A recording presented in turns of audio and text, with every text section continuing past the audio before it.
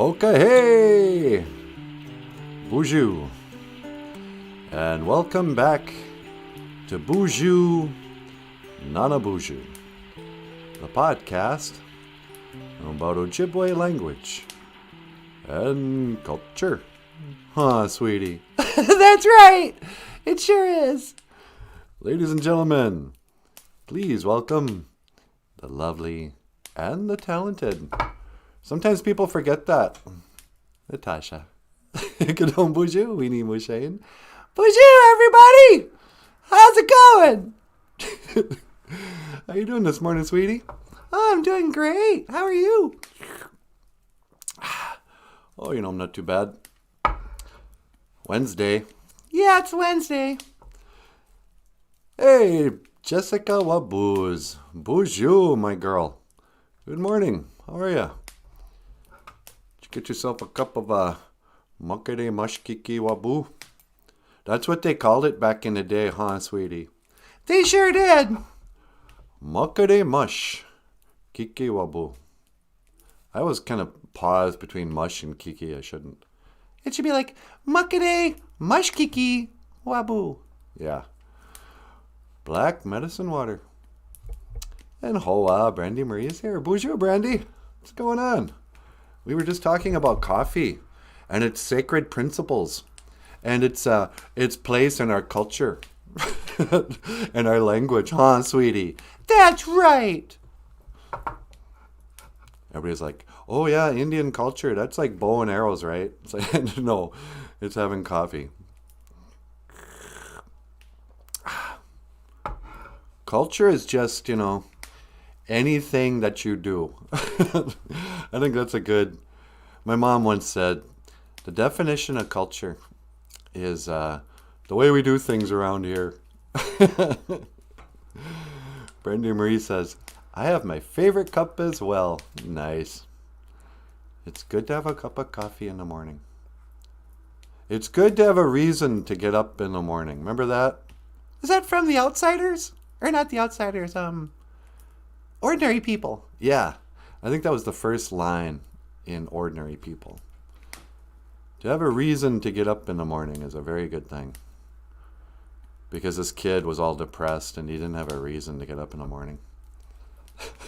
And I would say, 75% of the time, my reason for getting up in the morning is I think, I could sure use a cup of coffee. Yeah, no kidding. And then the day just sort of unfolds from there. Yeah, huh? I mean, this podcast is a reason to get out of bed in the morning. Not to get out of bed on time, apparently. Yeah, no kidding. Sorry we're so late. We're on Indian time. I move with the wind. I cannot be bound by your white man's schedule. But I slept bad last night. Did you? Yeah. Fell asleep just easy like I usually do. But then I was wide awake again in 2 hours.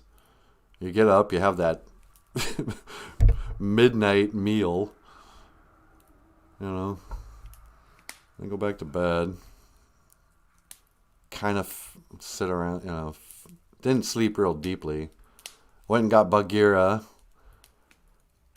Watched him fall asleep in my arms just easy. And then I eventually fell asleep. But then I slept in. Or I wanted to sleep in. Bagheera only sleeps for a couple hours. He wakes me up. I tell you, my life is so hard, you guys. You have no idea. Jessica says, I don't drink Makere Mashkiki Waboo. I mostly drink Aabitoose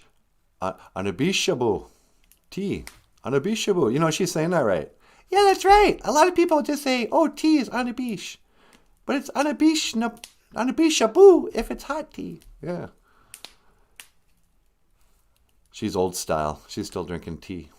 You ever drink like cedar tea? Or, there's a lot of medicine in cedar tea. And it sounds gross if you've never had it. Like cedar. You mean like the tree? Yeah, exactly. Try it. It'll make you feel good. It's medicine. And I've got culture right now. Morning yogurt. Yeah, morning yogurt. There's culture in your yogurt. Jim Dunn says, "Hi, everybody. I made it to Oregon in 2 days." I made it to, I think it means, yeah, to Oregon. All right. Jim Dunn's okay. Oh, thank goodness. That's why we couldn't sleep last night. I was just so worried about Jim. What if he didn't make it to Oregon? He's got to straighten out those crazy kids. I know. All right. We're glad to hear you made it, Jim. And welcome back to the show. For anybody who doesn't know Jim personally like we do here in the BOOZHOO crew, Jim just went out to Oregon. And he's checking out some girl out there. Some lass. Some bird. Some bird? He's checking out a lovely young lady. Yeah. And, but we were also worried about him because, you know, Jim likes to drink and drive. He does not. Quit saying that. Jessica Wabu says, "Glad you had a safe trip, Jim. We're a West Coaster now." Yeah. West Coast. Oh, and Jim, straighten out everybody out there, okay? Those kids, they all went to that crazy liberal college, and they're all like, "Hey, man, we're gonna tear down America to save it." You know, can you talk to them? Tell everyone to just calm down. Eesh. Papa will go, "She's getting into a cult." Okay, go ahead and join a cult, but straighten them out, will you? At least be the cult leader. You know, everyone's critical of cults, but not if you're the leader. Then, you know, then you can call the shots. Would you join a cult that Jim started? Oh, for sure. Why not? Yeah. Why not? That's the question. Why wouldn't you? Of course. Sign me up for your cult, Jim. I'm the cult. I'm the cult. Anyway, so ordinary people. He says, to have a reason to get up in the morning is a very good thing. Because he's all depressed because his brother had died and his parents were, you know, weird and freaking out. And, you know, I don't really think this was part of the book, but for some reason I always get the impression that that guy must have felt like yeah, I think he did.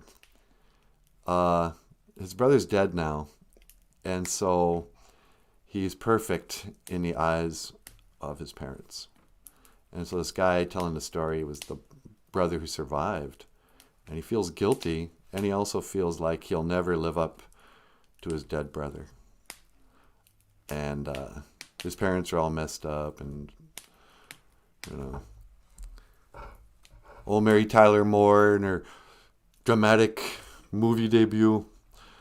But he says it's a good thing to have a reason to get up in the morning.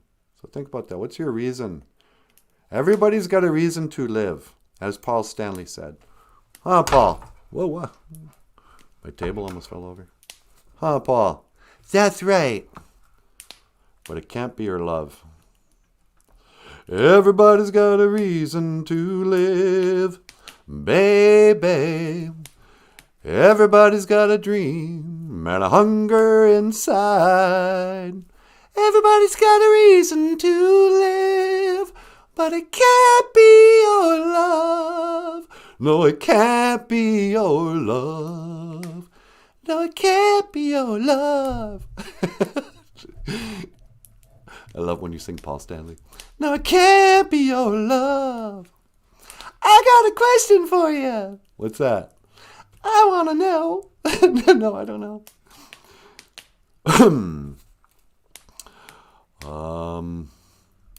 So yeah, have a reason to get up in the morning. And my reason is to teach the word of the day. And a lot of people are like, "Oh, wow, I wonder what this word of the day will be." You know? Well, here's the answer to that question. The word of the day is the day. You know? What am I talking about? Today is Aabitoose. It is halfway. It is halfway, sweetie. We are halfway through the week. That's right. Aabitoose, Wednesday, halfway. Aabitoose, Aabitoose, Aabitoose. I've got to say, Aabitoose, Aabitoose. Once there was this day called Wednesday that we called it halfway, but when we say it in Ojibwe, we say Aabitoose for Wednesday. Aabitoose is halfway or Wednesday.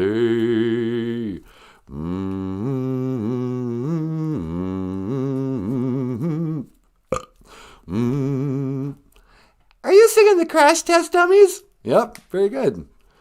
Once there was this kid who got into an accident and couldn't come to school. Those guys are Canadian, huh? Yeah. But when he had the lowest voice.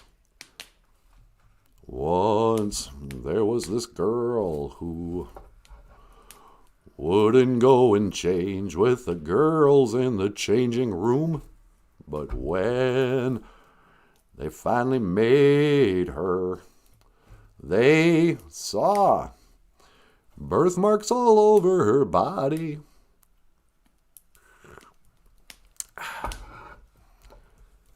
Makere mashkiki wabu, makere mashkiki wabu. Niwi eya, makere bashkiki wabu. Niwi eya, I need some makere mash. Which brings up something very, anyway, Aabitoose is halfway. And an Aabitoose dibik would be a halfway moon. The sacred moon when it's only halfway. Aabitoose. And, Missy Charnley is here. BOOZHOO, Missy. Welcome back to the show. Sweetie, Missy's here. Hi, Missy. Natasha says hello. And... la la la la la la. Jessica says, oh my gosh, he's going to go dance naked around that giant owl in Washington State. You mean is that where Bohemian Grove is? Jessica is just, savvy with the truth community. Yeah, Daniel, you got to stay away from those creepy Bohemian Grove parties. If if you meet some rich people and they want you to go to a party in Bohemian Grove, just say no. I mean, yeah, you might meet some people who can help you help further your career or whatever. Oh, I got connections. I'm the president of the United States. Well, you don't want to party with those guys. They're weird. Take it from me. I used to be in the Illuminati. All right, fine.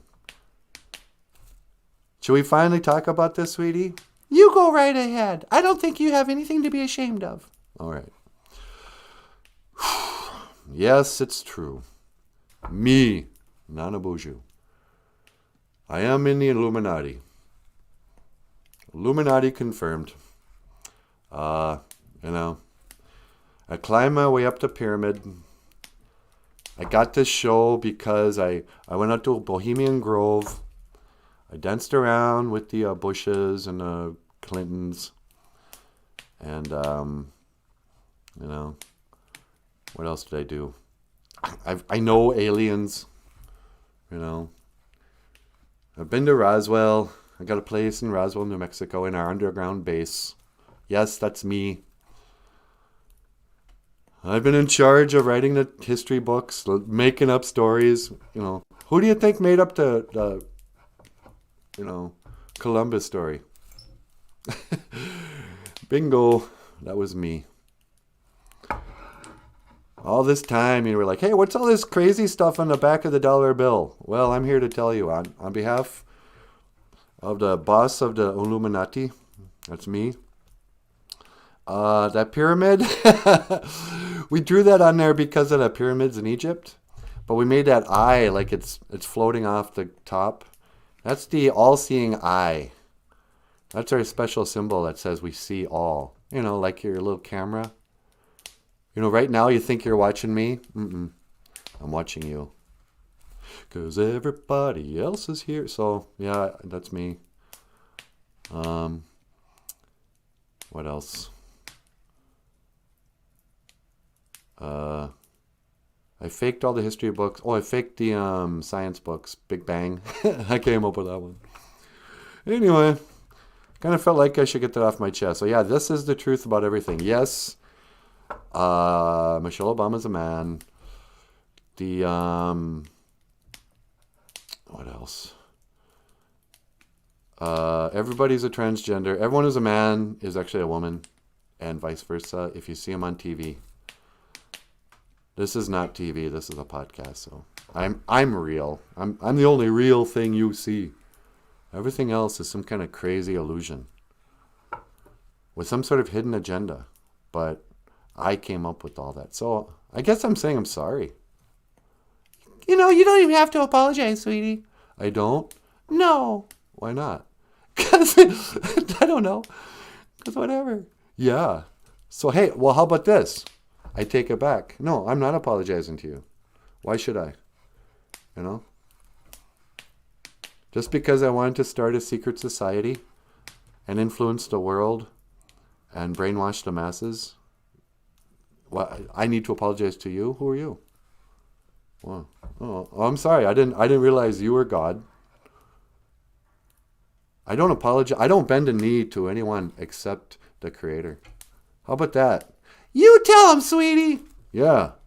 So no, I'm not apologizing for starting the Illuminati. You know, can't take it? Well, then just move along. Move it to the right, as that skinny girl said. You mean the most popular singer ever? Yeah, what's her name? I'm trying to think. That skinny white girl who can't keep a boyfriend. And she used to be like a country singer, and now she's like a satanic something. Taylor Swift. Is that right? Yeah, I think it's right. Taylor Swift. I'm so out of touch, you guys.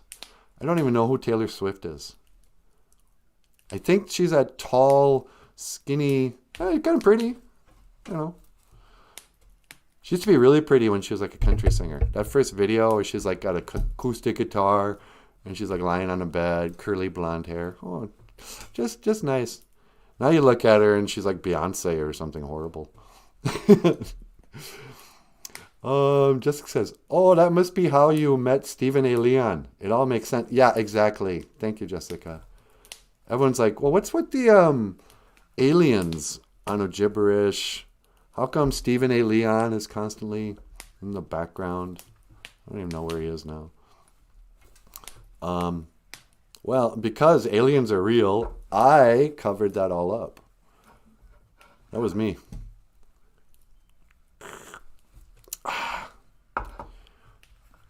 I'm older than you think. Nah. Oh, I'm just kidding. Aduzuko-wan. Illuminati. Tomato.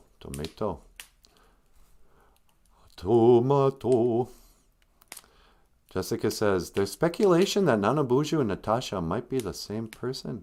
Kind of like Lady Gaga and Marilyn Manson. Do you think Marilyn Manson and Lady Gaga are the same person? That is the worst thing you could say to Lady Gaga.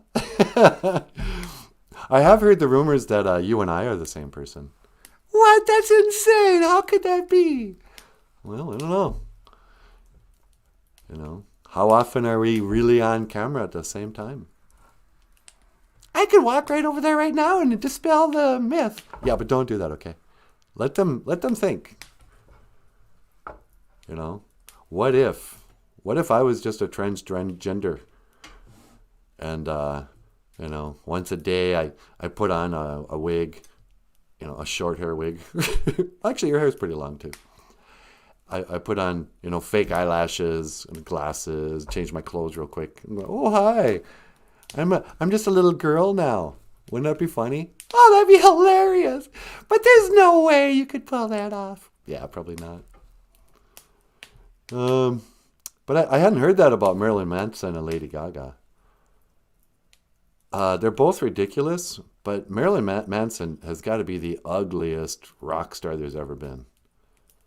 Just with or without makeup, just the ugliest guy. And now he's like in his late 50s. And he's fat. And he's like a parody of a goth kid.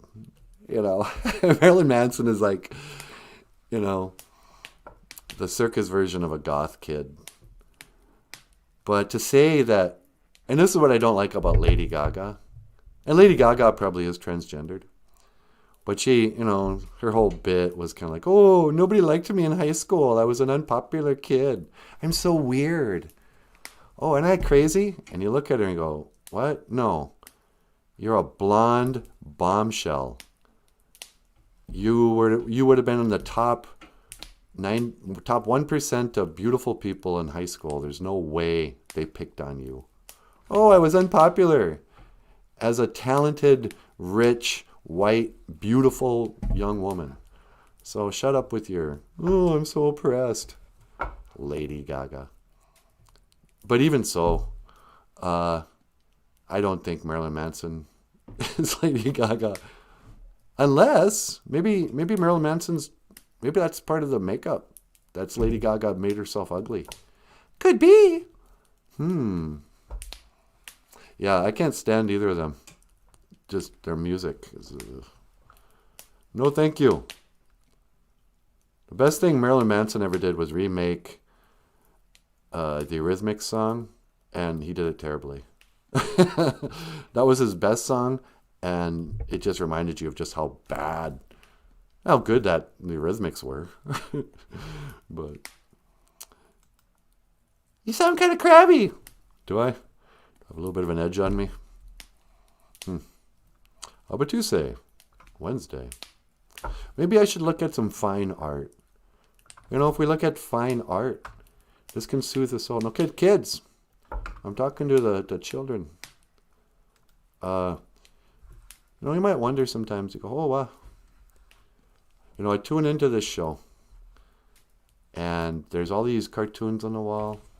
And sometimes Michelangelo may call in. Sometimes,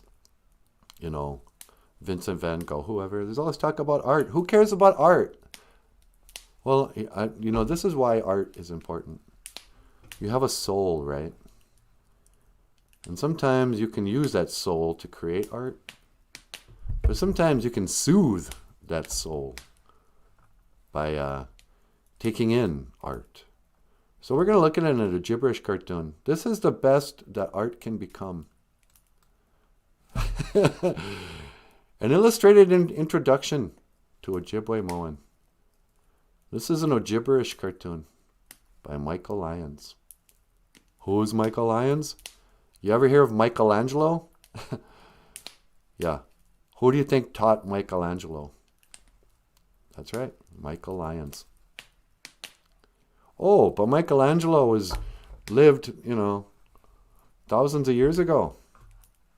Not thousands. When did Michelangelo live? Did he live? That's a good question. I guess I have no idea. Well, he lived back in the days of the good artists. I don't know. When is that supposed to have taken place? It wasn't biblical times, was it? I don't think so. Renaissance? I don't know. We're too dumb. Anyway, this is an gibberish cartoon by Michael Lyons. And right here we got a Giji Giji Ganashin. Giji Giji Ganashin is a chickadee. A Giji Giji Ganashin. And a chickadee. He says, BOOZHOO. And like we were talking yesterday, BOOZHOO. That's not French, you guys. French people are like, yeah, BOOZHOO. No. What you guys are saying is bonjour. In Minnesota, we say bonjour if we're speaking French. And we call Italian people Italians. And we just make, if it's not English, we can barely speak English in Minnesota. But BOOZHOO sounds like the French hello. But it's also the Ojibwe word for hello, BOOZHOO. And here's a little chickadee. And chickadees, chickadees are sacred to the Anishinaabe. The Giji Ganeshin. You know, it's a little bird. It's a little Beneshin. You know. It's, you know, chickadees are weird because they don't get the kind of respect that an eagle gets, or the sort of awe, you know, even a crow gets, you know, there's a lot of literature about ravens and crows and stories, you know. But there's not many stories about the chickadee. But when you think about it, the chickadee is very brave, very strong, very powerful, and very resilient. You know, the chickadee hangs around when the winters get bad in Minnesota. All the other birds, they fly away. They're like, oh, the heck with this. The lakes are frozen up. It's too cold. We're going to migrate. We're going to Mexico. We're going to go Mexico way. We'll come back in the spring when it's nice, you know. These are the snowbirds, we call them. Fair weather friends. But Giji Ganeshin, she stays around. You know. I remember when I was a kid, you could feed Giji Ganeshin right out of your hand. In the winters here, especially if it's a very snowy winter, very cold, and there's not much food for the Giji Ganeshin, you can take some bird feed, and if you hold your hand out just still, a little bird will land on your hand and eat. They'll come around you for a while and like kind of size you up, like, oh geez, I'm really hungry. And that human's got a whole bunch of birdseed, but I don't know if I trust him.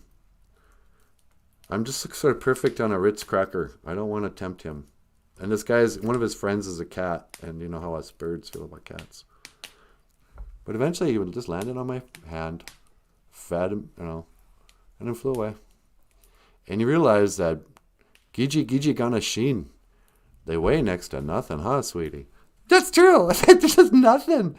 You know, your mitten weighs more than the bird does. Yeah.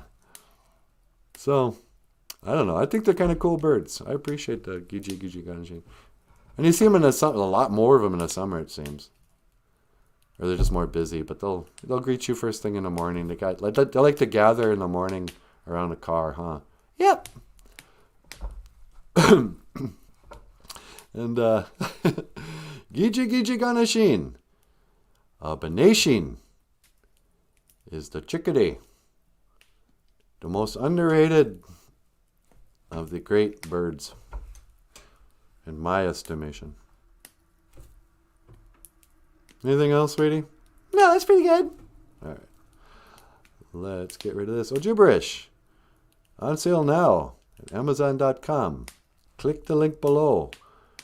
Unless you hate birds. Yeah. So it's up to you, you know. You're gonna buy a copy of Gibberish, or do you want the world to know that you hate birds, that you're racist against birds? You're a birdist. You're a speciest, or whatever they call that.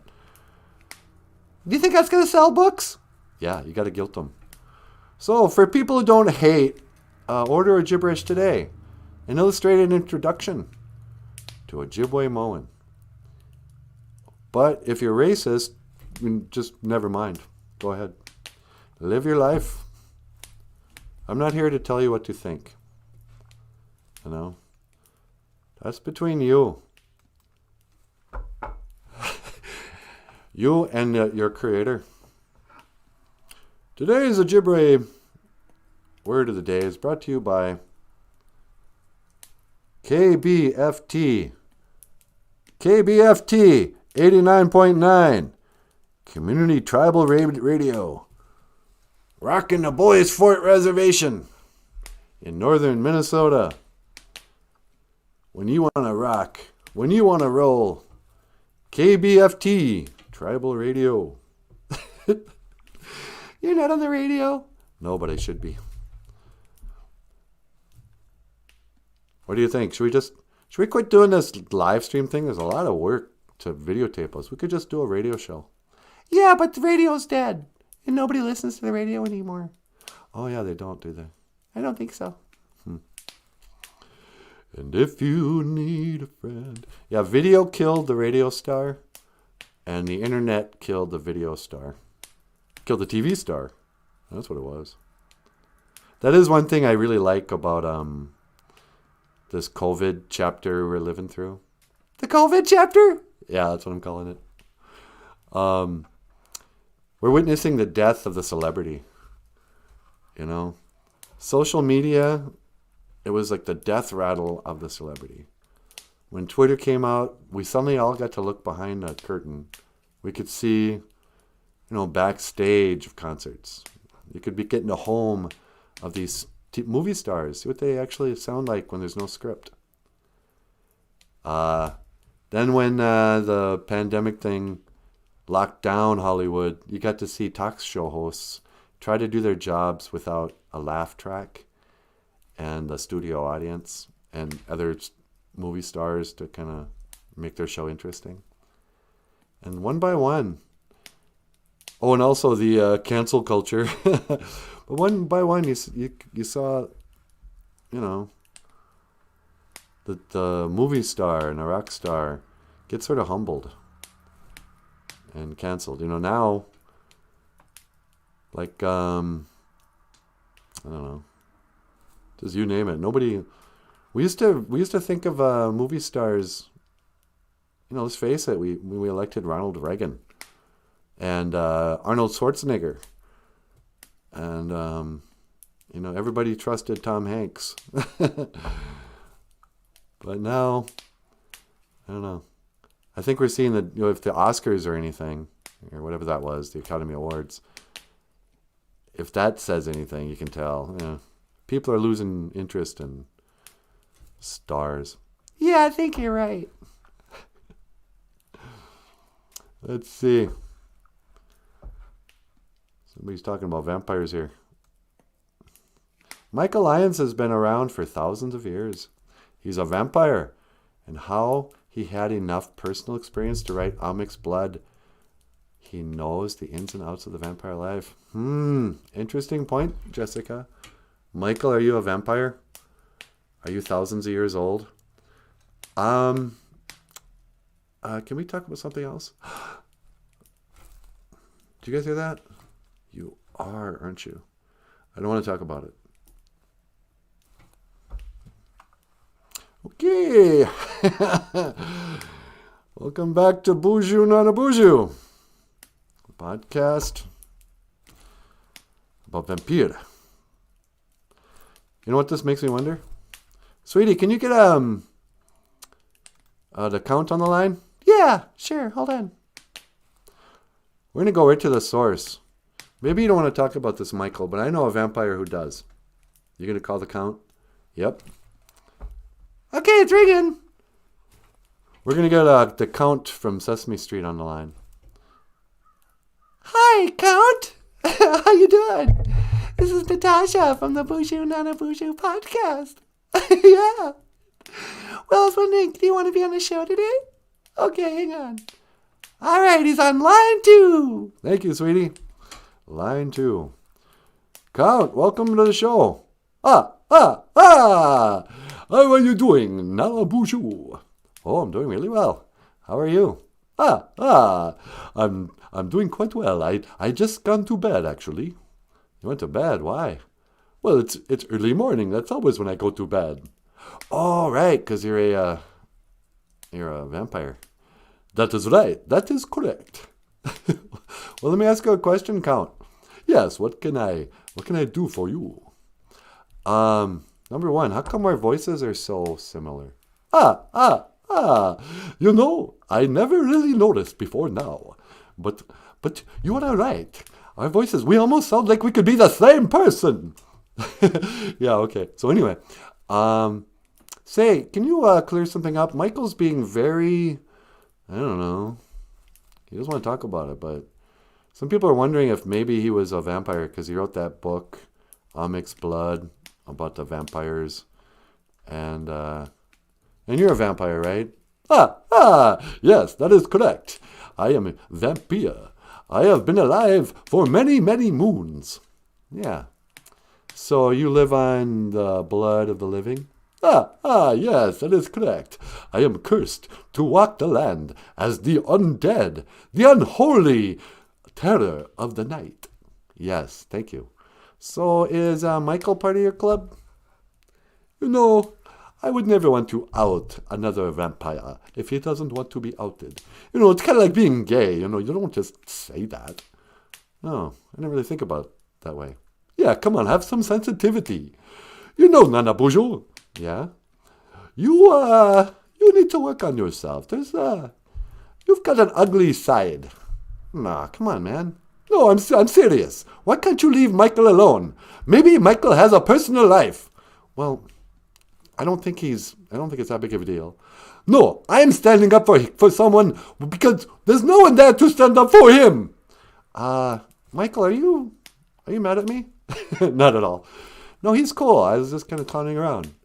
Well, listen. Sometimes it's not funny. People have feelings too. Are you okay? Nah, you woke me up. I get crabby. I get fussy when I don't sleep. Okay.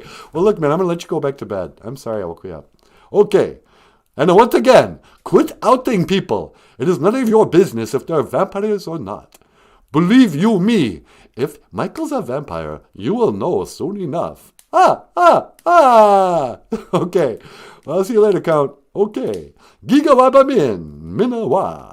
Yeah, Gigawabamin, Minawa, Niji. Wow.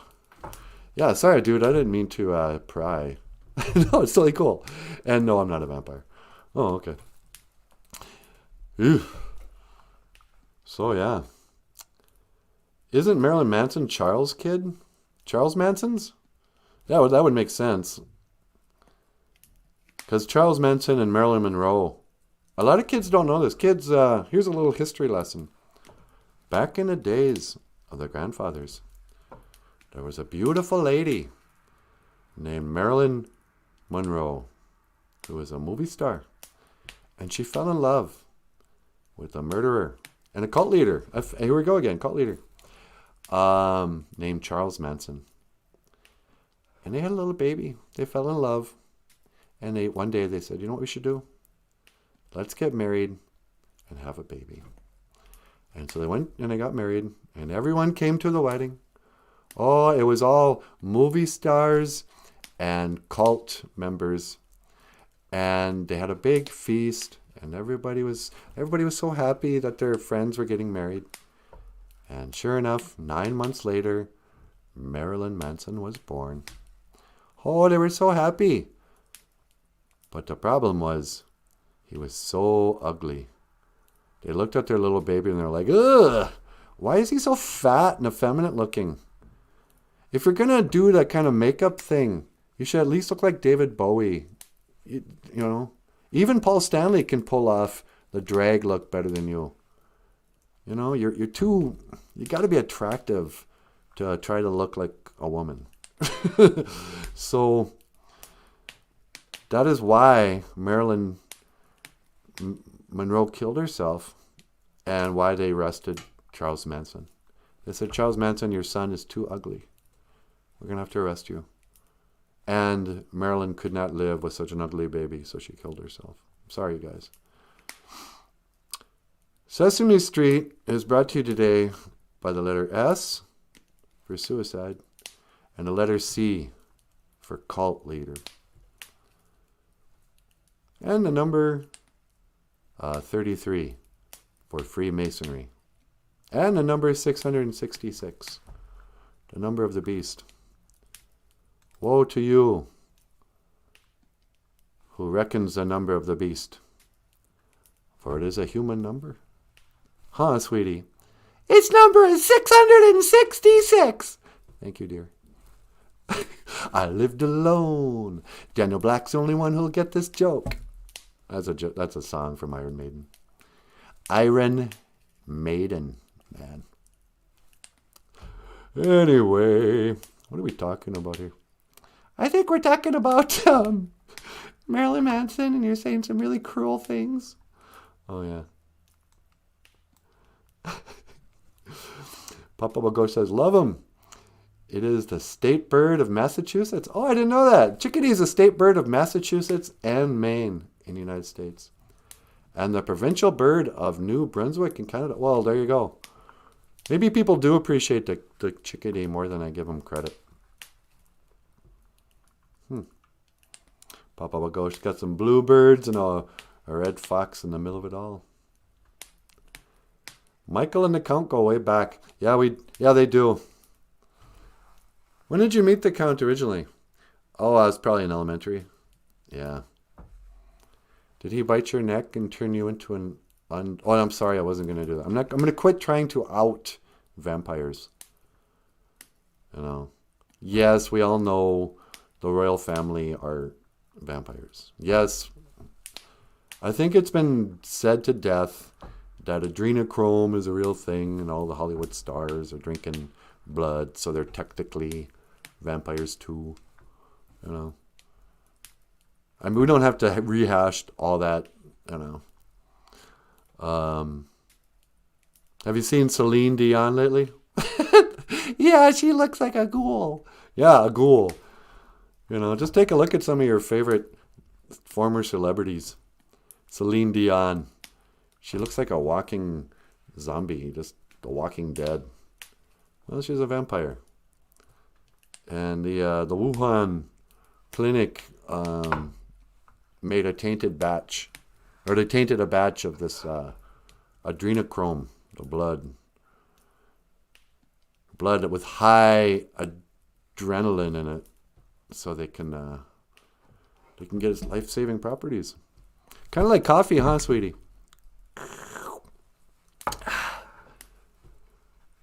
It's a lot like coffee. Try Head Start. Yeah, you know, it probably was Head Start when Michael met. I think you were there when the Count started on Sesame Street, weren't you? Yeah, he wasn't in the original cast. They added him like in the second or third year. Why do you know that? I don't know. Yeah, the Count was actually added after the original cast of Sesame Street was just Oscar, Big Bird, Grover, Kermit, Ernie and Bert. That was it.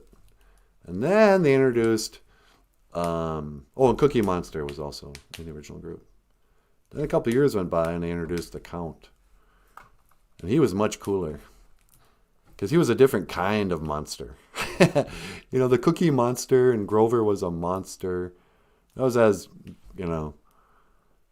as far as they kind of tried to define what's going on there on Sesame Street. But when the Count came out, it was like, oh, cool, they got a vampire. They got a bunch of these little bug-eyed werewolves or whatever Cookie Monster is. It's a blue werewolf. But then there's the Count. He's a purple vampire. And, because what's going on there, really? Somehow Grover and Oscar and Cookie Monster are all the same species. You ever think about that? I don't know. Yeah, it seems like they must be in the same family. They're different colors, but they're all... I mean, what is it? They're not human. No, they're covered in fur. And they have bug eyes, no teeth. Who's the smartest of those three, do you think? Probably Oscar. Yeah. So Oscar, Grover, and Cookie Monster are all kind of, clearly Cookie Monster and Oscar are related. Yeah, Cookie Monster is just a fatter version. What color is Grover? I think Grover's slightly different color than Cookie Monster. But anyway, so the three of them all moved to Sesame Street from the same family. Maybe they're cousins or something. And Oscar ends up living in a garbage can. And he's the most, street weary. You know, that old Oscar, I mean, you know, he's a grouch. They say Oscar's a grouch. Oh, nice. Well, you'd be a grouch too if you had to sleep in a can. And your own family doesn't invite you in. So he's a homeless guy living just outside of the nice apartment building all the humans get to live in. Marie and Gordon, Jim. Those guys at night, they all get to go into that. You know what, let's, sweetie, can you do me a favor? Sure. Will you teleport me to Sesame Street? I gotta get to the bottom of this. Let's go and ask some questions. Sure, hang on. I'm gonna go down to Sesame Street and see what's up. Okay, hang on. Teleporting in 3, 2, 1.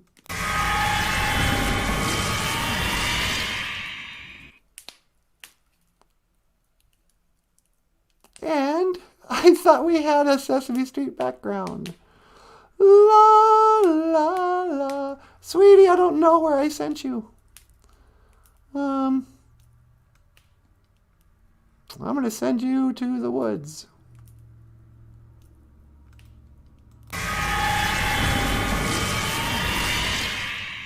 Oh no, what happened to him?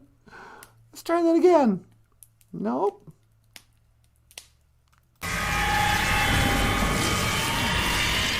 Okay, that didn't really work. Bleep. Doggone it.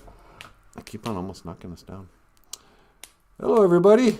Here I am in the woods. Sweetie, they're not buying it. Yeah, I wanted to go to Sesame Street. Can you get rid of the background? Sure. Yeah, I didn't really go anywhere, you guys. Talk about illusions and lies. A teleporter is just a special effect, you guys. It's just a special effect. I know. Bunch of liars here in this house. What do you think, sweetie? You want to get up here and say hello to the BOOZHOO crew?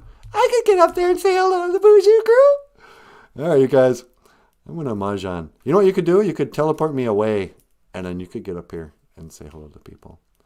Or we could play a song. Oh, yeah. Here's a song. We were playing kind of the outro during the intro. But Michael Lyons and Wabi Ma'ingan. Wabi Ma'ingan. Wabi is to see. And, you know, it's like Ghana Wabi is to watch. But Wabi Ma'ingan is a wolf. Ma'ingan. So it's like a vision wolf. It's a wolf who sees or something. Plays guitar with Michael on this song. And it's called something really profound. But I don't remember just yet. So this is a song, Michael Lyons. And this is a deep song. But if you really listen to it, really listen, it will solve all your problems. And when we come back, the lovely and the talented Natasha. Okay. I will see you again. GOFUNDME Minowa.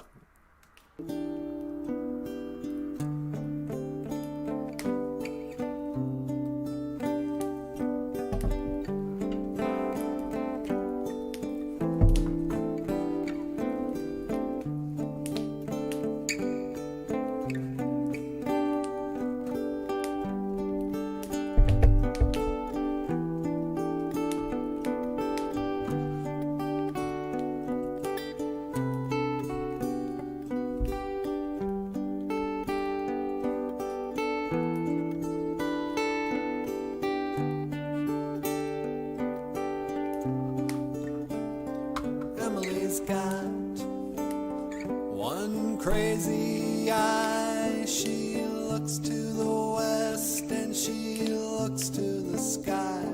Don't ask how she sees. When she looks, she's watching you and me.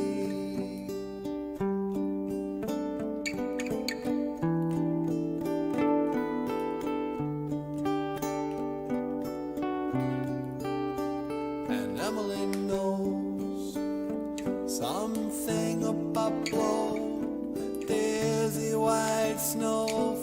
looks way up her nose, and don't ask how she feels. Mice and men are her only meals, but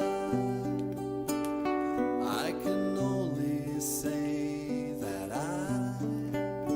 I've seen better days, and this is my mistake, and I'll get only what I take.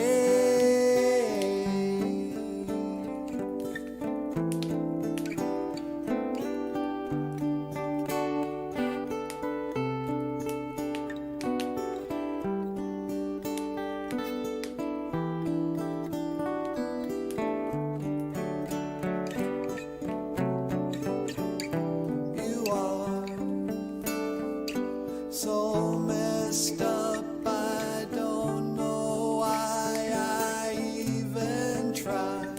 This is the best I could do with what I had and all I knew, and we will fight all night. I don't see how we got here now, and this is all I have, and now it's all I have to give. But I can only say that I've seen better days. This is my mistake, and I'll get only what I take.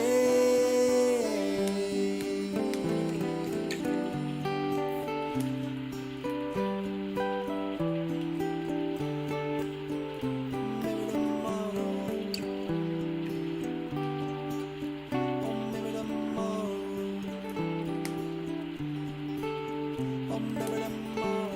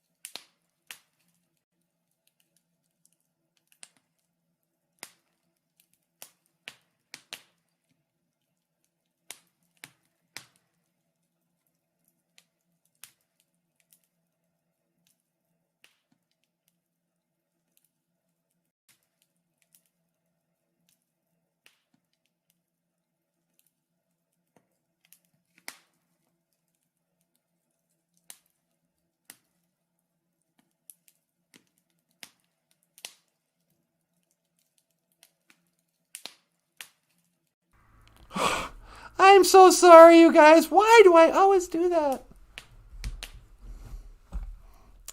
So, yeah, what was I saying? Really funny stuff. And I was saying hello to everybody in the BOOZHOO crew. I did it again, sweetie. What's that? I shut off the mic and forgot to put it back on. But maybe tomorrow. Thank you, Jessica. La la la. Na na na. So, yeah. And that is how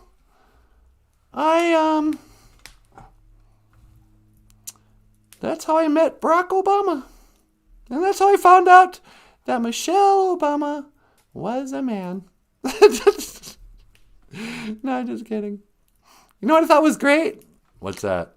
When we had Mount Rushmore and Crazy Horse Monument on the same show. Yeah, that's pretty hilarious. Yesterday we had both the Crazy Horse Monument, that big old face, and George Washington from the Mount Rushmore, Mountain, they both stopped in, called into the show. And I thought, what? I don't think they've ever been on the show before. I mean, on any show. So, I don't know. Hey, sweetie, Yeah? you got a call. Oh, good. Why don't you put them on line 2? All right, line 2. Hello, caller. Welcome to the BOOZHOO, NANABOOZHOO podcast. You're on the air. Hey, Natasha, how you doing? Well, hi, George W. How are you? I'm doing just great. And I was down here on the ranch, and I was watching your show, and I thought, man, I'm going to call that girl up. I'm going to call her up, and I'm going to say, you know what I said to myself? What'd you say?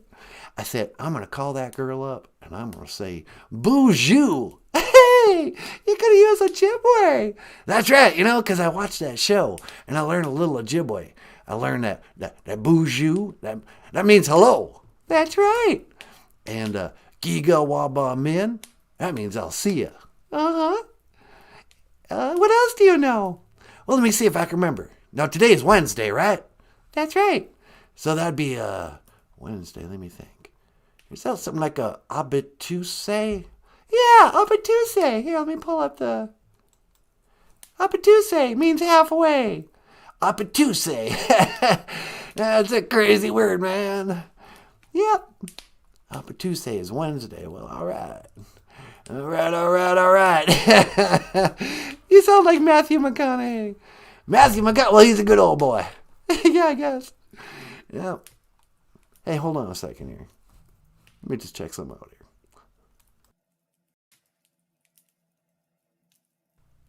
I just had to hit the cough button there. Okay. And you have a cough button too? What, are you kidding me, man? I used to be president of the United States. I got it all. I'm down here on my ranch. Yeah, you live on the ranch, huh? Yep. I just like to, hang out on my ranch, do my paintings, ride the fences. Yeah, huh? So, is immigration a thing on your property? Not on my property. I got electrified fences. Oh, okay. But I hear it's really getting bad down there, like little kids and stuff. I know. Like, what kind of a mother is going to bring their baby to America in those conditions? I know. I feel bad for the kids, but I especially feel bad that they have parents that are so, yeah, come on, kids, let's go to America.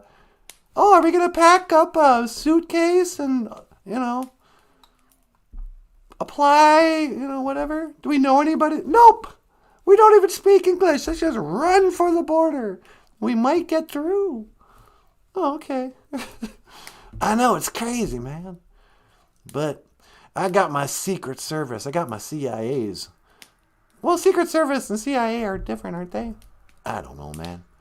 I just got my boys to work here. They're all armed and ready and got the electrified fence, man. No one's getting in here.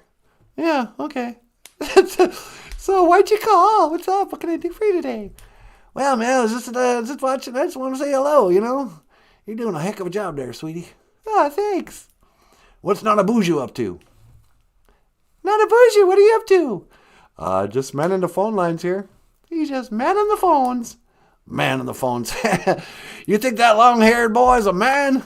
Well, yeah. He's my boyfriend. Yeah, I think the word there is boy.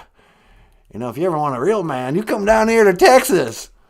No, that's okay. Let me talk to NANABOOZHOO. NANABOOZHOO, George Washington wants to talk. George Washington. George Bush wants to talk to you. Yeah, what do you want, George W? Hey, man. And I say man in quotes. What do you mean? I mean, you're not a real man until you've been president of the United States. Why don't you let your girlfriend come down here and she can be with a real man for a change? That's kind of up to her. It's not. I don't really have anything to say about that. See, that's what I'm saying. You're not a man unless you tell your woman what to do. Okay. So, Natasha. Yeah? I think right there it says everything, man. You've been with a boy and you need to be with a man. Why don't you come down to the ranch? Come down here. I'll love you up. You'll love me up. Yeah, man. Man gets lonely on the ranch. Well, don't you have a wife? Oh, that's right. Well, she don't need to know. Yeah, but I would know. All right. Did she die or something? I don't think so. Did George Bush's wife die? I don't think so, but I probably wouldn't know one way or the other. Nah, she's probably still alive, so... Yeah, okay, never mind. Okay. Anything else I could do for you today, George? Well, I just wanted to say, keep up the good work, sweetheart. And if you ever want to spend time with a real man, you know who to call. Yeah. Okay. Well, I'm going to let you go.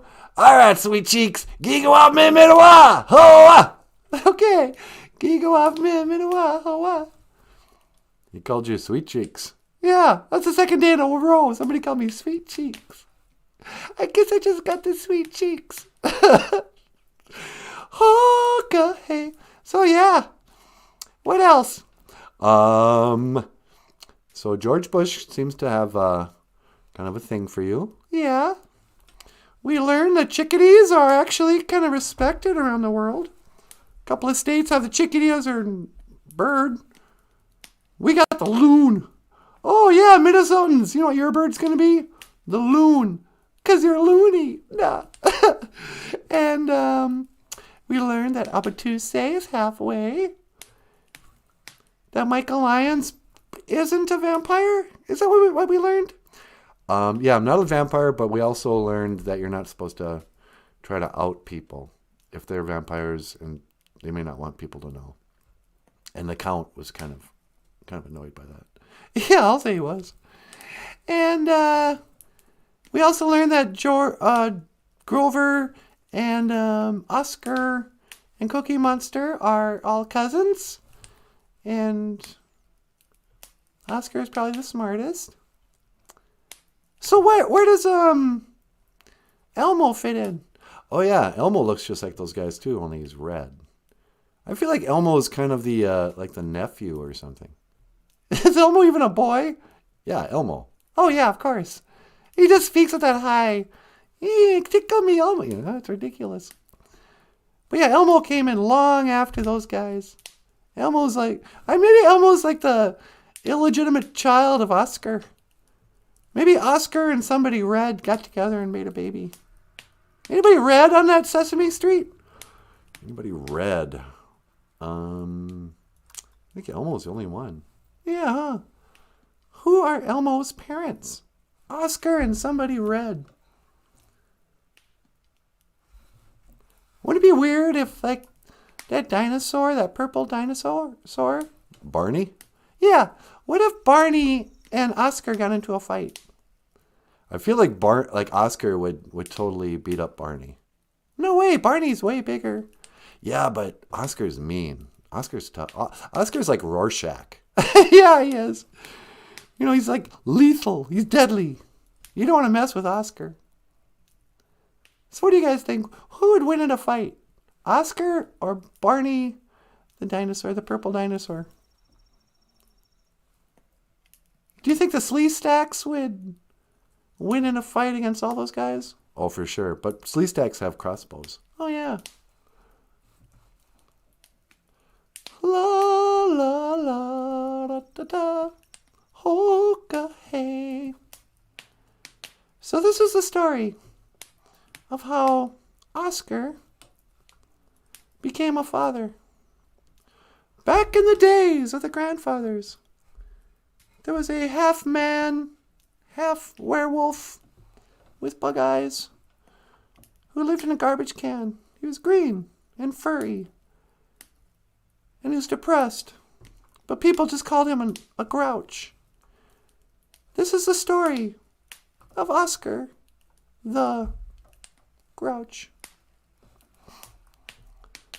So Oscar lived for many years right outside a beautiful apartment building where all the people of Sesame Street would come and go to their lovely homes.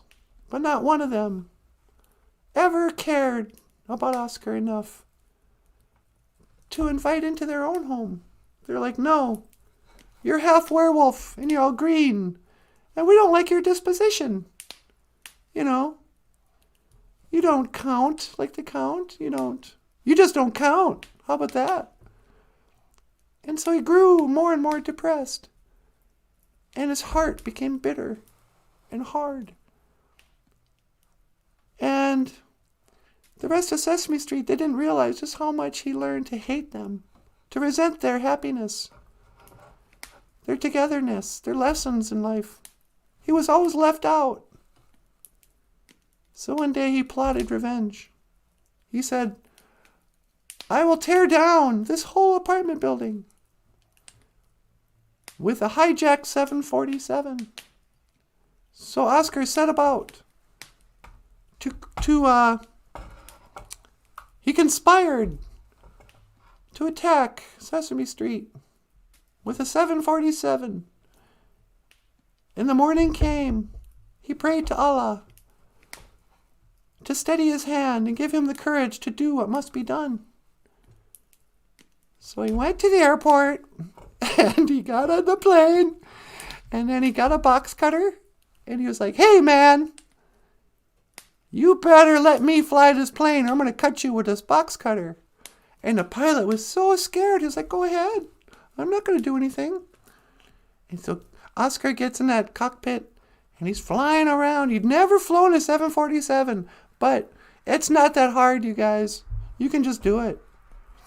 And so he flew around and then he was just about to nosedive right into that apartment building and kill all the people at Sesame Street. When what happens? A beautiful somebody red. Was there a red Teletubby? Let's say there was. A beautiful red Teletubby from behind him says, what are you doing? And Oscar goes, I am going to destroy Sesame Street because these people never accepted me. I have never known a moment's relief from their indifference to my life. They will pay for rejecting me. And the little red Teletubby says, well, I accept you. I can see past your green hair and your anger and the person who you are on the inside.